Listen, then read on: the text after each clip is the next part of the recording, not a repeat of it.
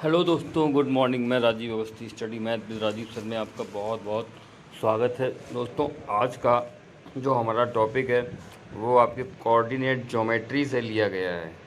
Coordinate geometry में आपको दो चित्र में दिया गया इस तरह का एक शेप दिया गया होगा।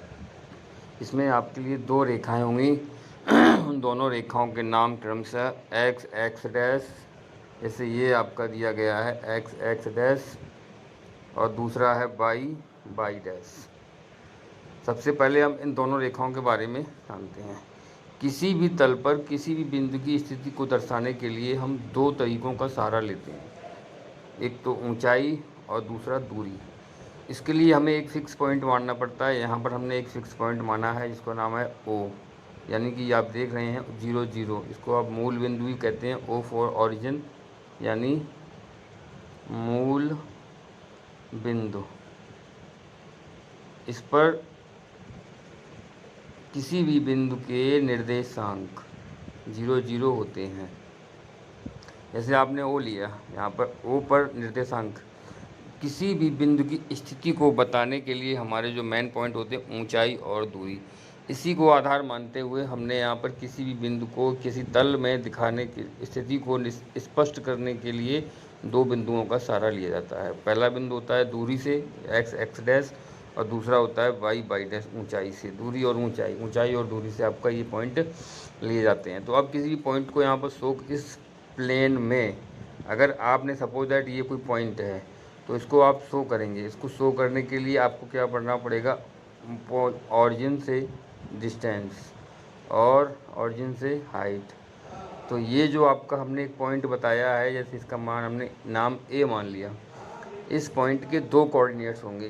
तो इसकी बाई बाई डैश रेखा से दूरी कितनी होगी, वो आपकी एक्स मानी जाएगी, और ये जो होगा एक्स और बाई। जो हॉरिजेंटल क्षैतिज लाइन है उसका एक्स एक्स से एक्स एक्स डैश, एक्स ओ एक्स डैश का नाम है। ये रहा आपका एक्स ओ एक्स डैश, और इस पर जो भी दूरी होती है वो पॉइंट एक्स से दर्शाई जाती है। अब ये आपको ध्यान रखना है कि पॉजिटिव किधर होगा और नेगेटिव किधर होगा। तो आगे की ओर पॉजिटिव और पीछे की ओर नेगेटिव। इसी तरह से बाई दूरी, बाई दूरी ओ से अगर ऊंची है तो प्लस और नीचे है तो माइनस। ये रहा आपका कोऑर्डिनेट। तो किसी भी बिंदु को दर्शाने के लिए अगर आपको यहाँ पर पॉइंट ए दिखाया गया है तो आप इसको बोलते हैं पॉइंट ए एक्स वाई। इसी तरह से अगर हमारा कोई दूसरा भी पॉइंट है तो हम उसे क्या करते हैं, यहाँ मान लीजिए आपका पॉइंट इधर दिया गया है, इस पॉइंट का नाम आपने बी दे दिया, तो इसके भी निर्देशांक होंगे और निर्देशांक एक्स और वाई की तरह होंगे। अब उनके मान अलग अलग हो सकते हैं, चित्र में स्पष्ट होगा। इनकी दूरी नापी जाएगी और इनका ऊंचाई नापी जाएगी। चलिए, दो चीज़ें आपको समझ में आ गई। ये जो चित्र आपका बना हुआ है, इस चित्र में एक तल को चार भागों में दिखाया गया है। कौन कौन से चार भाग, देखते जाइएगा। आपको मैं चारों भागों के बारे में बता देता हूँ।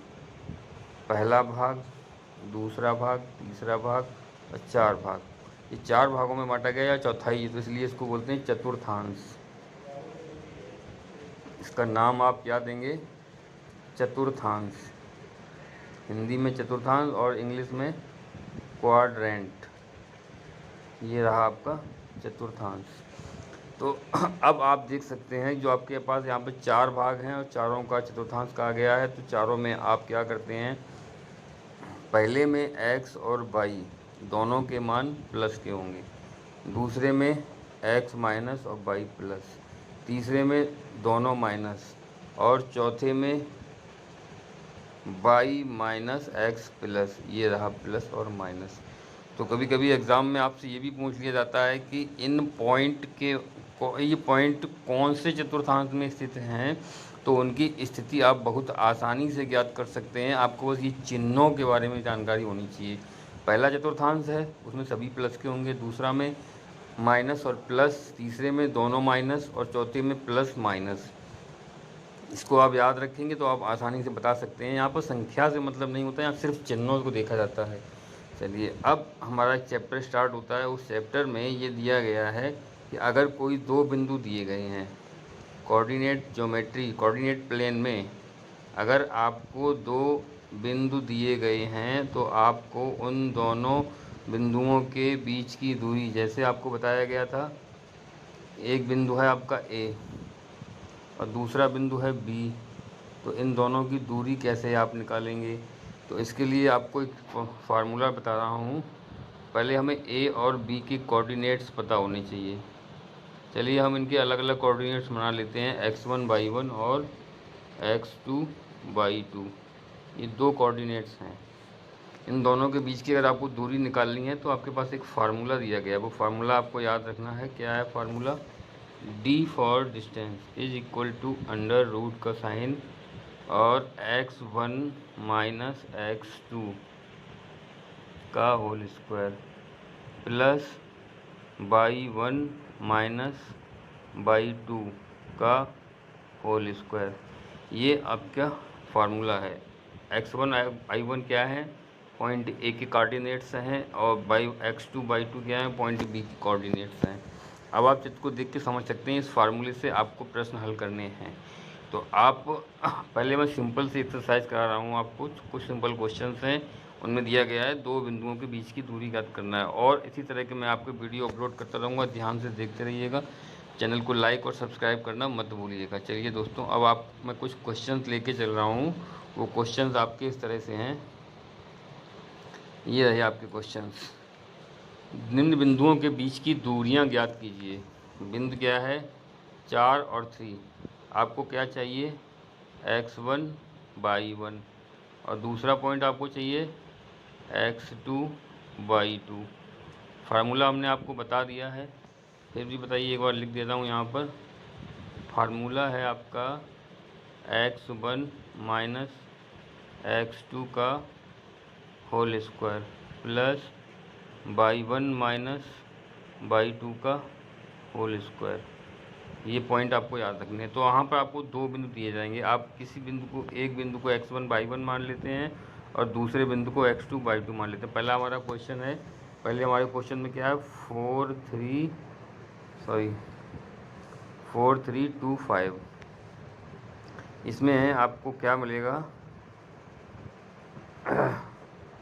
x1/1 4 3 और दूसरा है 2 5। अब इनके हमने मान लिए। चलिए, पहला आपका x1 हो गया, y1 हो गया, दूसरा आपका x2 और y2 हो गया। अब हम क्या करते हैं? इनकी वैल्यू पुट करते हैं।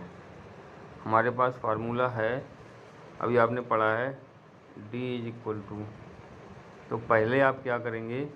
x1 माइनस x2, 4 माइनस 2 का whole square plus y1 minus y2। y1 कितना है आपका? 3। 3 में से आप 5 घटाएंगे, 3 माइनस 5 का होल स्क्वायर। चलिए, अब आपको देखते हैं क्या मिलता है यहाँ पर।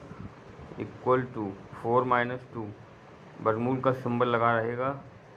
4 में से 2 गया, 2 बचा, 2 का वर्ग करना है आपको, प्लस 3 में से 5 जाएगा तो माइनस 2 का वर्ग करना है आपको।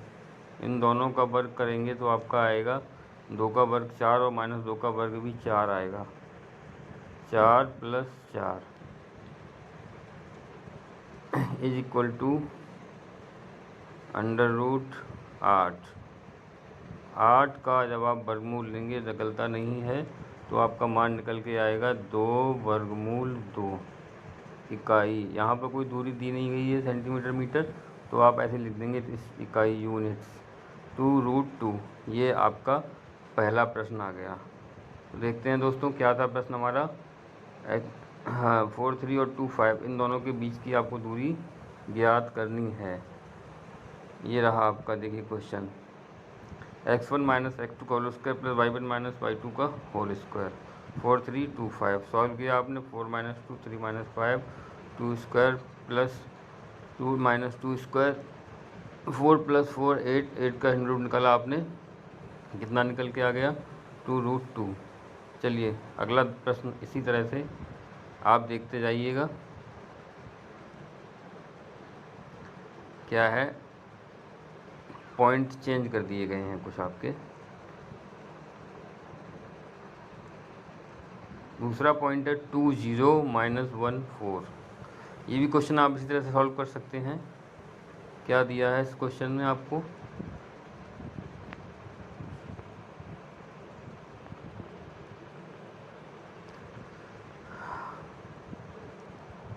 -(-1) 0 - 4। तो आप इसको निकाल सकते हैं। मैं आपको यहाँ पर दिखा रहा हूँ अगला प्रश्न, आपको जो डिफ़िकल्ट है मैं वो कराना चाह रहा हूँ। सेकंड क्वेश्चन आप आसानी से कर सकते हैं। क्वेश्चन नंबर 3 आपको करना है। कौन सा क्वेश्चन नंबर 3 है, ये 2AA और -(a) - 3a। चलिए 2AA - (a) - 3a पॉइंट है आपका 2A, A और -a और -3a। एक बार इसको हम फिर से मैच कर लेते हैं। ये रहा आपका प्रश्न 2AA - (a) - 3a। सही आपका क्वेश्चन हो गया। अब हम इसको मान रखते हैं, फार्मूला हमारा वही है, D = अंडर रूट। बताने की ज़रूरत नहीं होगी यहाँ पर।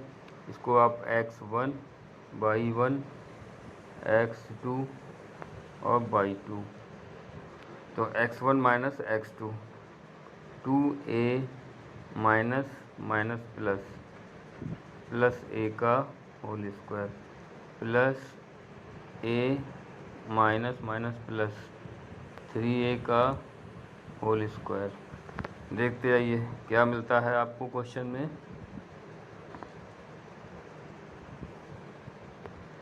टू ए और a ये आपने जोड़ा तो आपका हो गया ये 3a का whole square plus a plus 3a, ये आपका हो गया 4a का होल स्क्वायर। इनका स्क्वायर करते हैं आप तो आपको प्राप्त होगा 3 × 3 = 9 a square plus 16a square. जोड़ दीजिए आप इनको 25, ये तो आपका बाहर आ गया √25 और 25 का रूट निकला आपका कितना आ गया 5a। तो ये रहा आपका आंसर। दोस्तों अब मैं समझता हूँ आपको आसानी से समझ में आ गया होगा। आपको दो बिंदुओं के बीच की दूरी ज्ञात करना क्या है। एक बिंदु को आप x1 y1 मान लेते हैं और दूसरे बिंदु को x2 y2 मान लेते हैं और उनके बीच की दूरी निकालने का फार्मूला आपको बता दिया गया है। एक बार फिर से D = क्या था, x1 - x2 का whole square plus y1 - y2 का होल स्क्वायर। चैनल को लाइक और सब्सक्राइब करना मत भूलिएगा। बहुत बहुत धन्यवाद।